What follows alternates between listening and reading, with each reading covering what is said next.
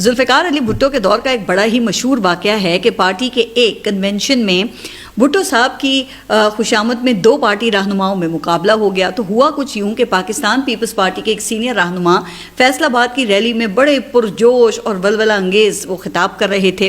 جوش خطابت میں وہ کہنے لگے کہ بھٹو سورج ہے، عوام اس کی روشنی، بھٹو چاند ہے، عوام اس کی کرنیں، بھٹو پھول ہے اور عوام اس کی خوشبو۔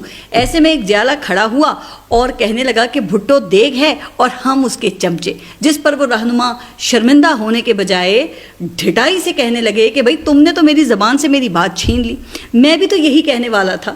تو لگتا یہ ہے کہ گورنر سندھ کسی اور کو ایسا موقع دینے سے پہلے ہی دل کی بات زبان پر لے آئے ہیں۔ موصوف کا کہنا یہ ہے کہ آرمی چیف کے دل میں قرآن ہے، انہوں نے تہیہ کر لیا ہے کہ قرآن و سنت کے مطابق قوم اور معیشت کے لیے اپنا ہر ممکن کردار ادا کریں گے۔ اب یہ دیکھیں آپ پر ہے کہ آپ اسے مذہب کا ٹچ دینا سمجھیں یا پھر پرنسپل ٹچ کہیں۔ اچھا، گورنر سندھ کی بات سن کر مجھے ایک اور تاریخی واقعہ یاد آ گیا جو کتابوں کی زینت بن چکا ہے۔ تو ہوا کچھ یوں کہ لاہور میں محترمہ فاطمہ جناح کے خلاف فیلڈ مارشل ایوب خان کی حمایت میں ایک جلسہ ہو رہا تھا، جہاں مشہور مذہبی رہنما صاحبزادہ فیض الحسن زوردار تقریر فرما رہے تھے۔ انہوں نے کہا کہ ہمیں ایسا صدر چاہیے جو مرد ہو، جو طاقتور ہو، صحت مند ہو، مشقت برداشت کر سکتا ہو اور اپنی وجاہت سے دوسروں کو متاثر کر سکتا ہو۔ یہ سن کر جلسے کی آخری صفوں سے ایک آواز آئی،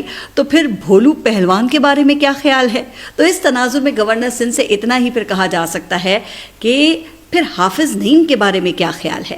آخر ان کے سینے میں بھی تو قرآن ہے اور وہ بھی تو پاکستان کے لیے اپنا کردار ادا کرنا چاہتے ہیں۔ اب یہ ان شاہ سے زیادہ شاہ کے وفاداروں سے کوئی پوچھے کہ بھئی یہ معیشت کے معاملات میں آرمی چیف کا کیا تعلق، لیکن بات وہی ہے کہ اپنے ایک پاؤ گوشت کے لیے پوری گائے ذبح کرنے والوں کی خواہشات کا پھر کیا کیا جا سکتا ہے؟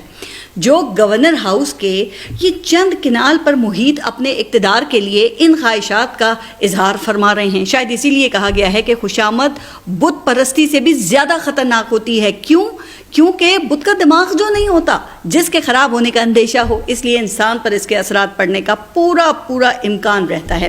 لیکن یہاں تاریخ سے کوئی بھی سبق نہیں سیکھتا۔